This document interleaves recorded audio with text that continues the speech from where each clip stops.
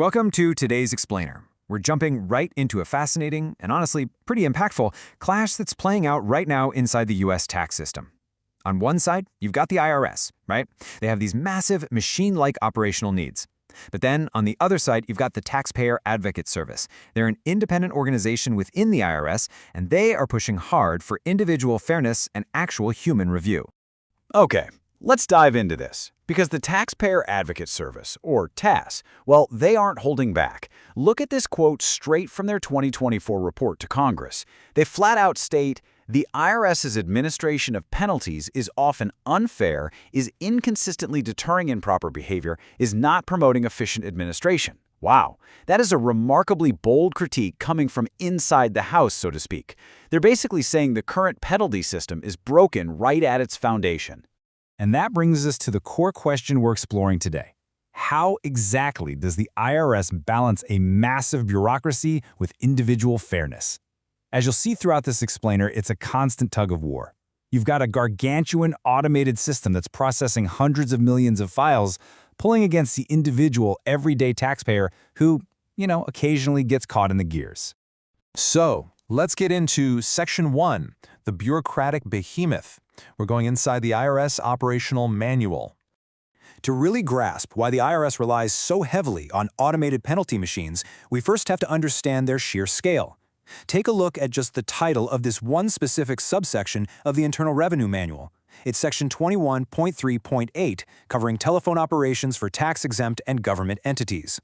I want to highlight this because this highly detailed index proves the IRS literally has a formal, written procedure for absolutely everything that could possibly happen on a phone call.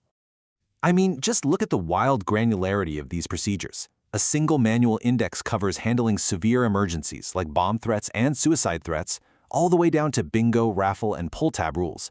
They even have a specific procedure for something called pot of gold letters. When your daily operations are so vast that your phone manual has to seamlessly jump from corporate mergers to bingo rules, you just can't do everything by hand. This incredible scale makes systemic automation an absolute necessity for their survival. Moving on to Section 2, the penalty philosophy. Is it to punish or to correct? And this brilliantly illustrates a deep philosophical divide revealed in the 2024 TAS report regarding what civil tax penalties are actually supposed to achieve. On one hand, TAS argues that penalties should exist solely to encourage compliance, not just to punish. Because of that, they're demanding the task force to study the entire current penalty regime. But the IRS pushes back. Their rationale? Well, they administer over 200 different civil penalties. Reviewing the whole philosophy just isn't practical for them. They argue that focusing on discrete, systemic, and efficient fixes is simply the most effective way to manage that kind of massive volume. To defend this machine-driven approach, the IRS points to their civil penalty accuracy reviews. These are biannual checks where they validate the proper computation of penalties, and the IRS proudly notes they find an average accuracy rate of 98%. Sounds great, right? But TAS makes a fascinating counterargument. They point out that verifying a machine did the math correctly doesn't mean the policy itself is fair. Accurate math doesn't automatically equal fair taxation, especially if the penalty is disproportionate or just completely ignores individual context. Which brings us to Section 3, systemic versus manual assessment. It's man versus machine. This is the real friction point, where philosophical debates turn into actual financial hits for everyday taxpayers. Here's the typical automated timeline that TAS is so concerned about. Step 1, the IRS master file computer system systemically computes the penalty at filing. Step 2, a CP notice is automatically issued to the taxpayer. And then Step 3, only then, if the taxpayer disagrees, must they seek review by appeals. TAS's main grievance here is all about the order of operations. The burden of proving reasonable cause for a mistake is placed squarely on the taxpayer's shoulders, but only after the machine has already penalized them. Let's look at a specific battleground for this: International Information Return, or IIR, penalties. TAS recommends stopping the automatic assessment of these penalties entirely. They argue that human eyes really need to review a taxpayer's specific facts first. The IRS response?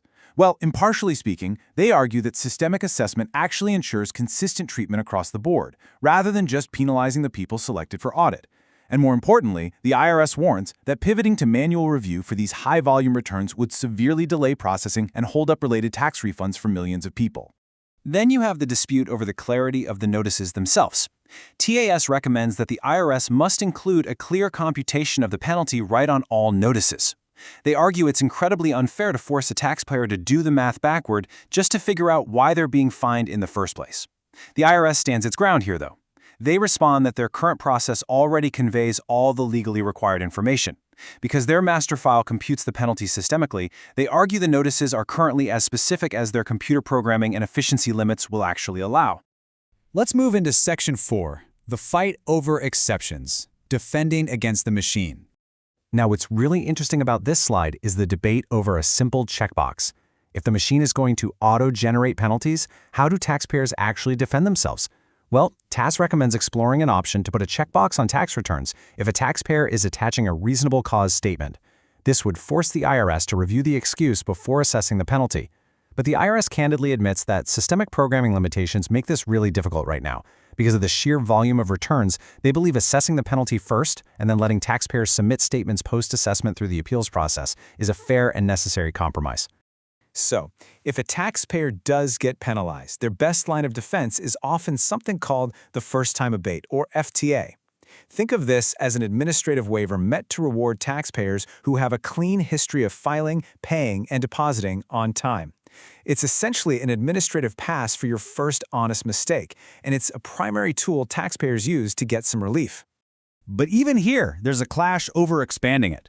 TAS really wants to extend this FTA eligibility to cover estimated tax penalties, aiming to ease the burden on folks who just struggle to estimate their taxes perfectly throughout the year. The IRS, however, firmly rejects this. Their response is that a waiver just isn't appropriate for estimated tax penalties because, in their view, these aren't traditional punishments. Instead, the IRS views them strictly as a mechanism to collect the lost interest from funds that simply weren't paid timely to the government. Let's move to and see how this builds into some truly staggering numbers. First, we need to lock in what an estimated tax penalty actually is. It is a penalty computed like uncompounded interest, applied to amounts a taxpayer did not pay timely throughout the year. The IRS says it functions like interest, but TAS points out that millions of people get hit with it simply because predicting your exact yearly income is incredibly difficult, especially for freelancers, small business owners, and, well, lots of others. To really understand why TAS is fighting so hard for this first-time abate expansion, you have to look at the real-world stakes. $7 billion. In fiscal year 2023 alone, the IRS assessed over 14 million of these estimated tax penalties against individuals, estates, and trusts. That is an absolute mountain of systemic penalties, all handed out automatically in a single year.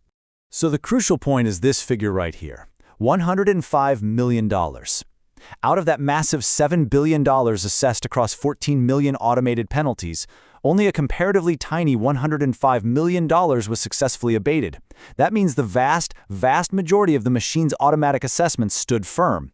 Which leaves us exactly where we started, looking at an almost impossible balancing act. In a system processing hundreds of millions of returns, where exactly is the line between vital machine-driven efficiency and true individual taxpayer fairness?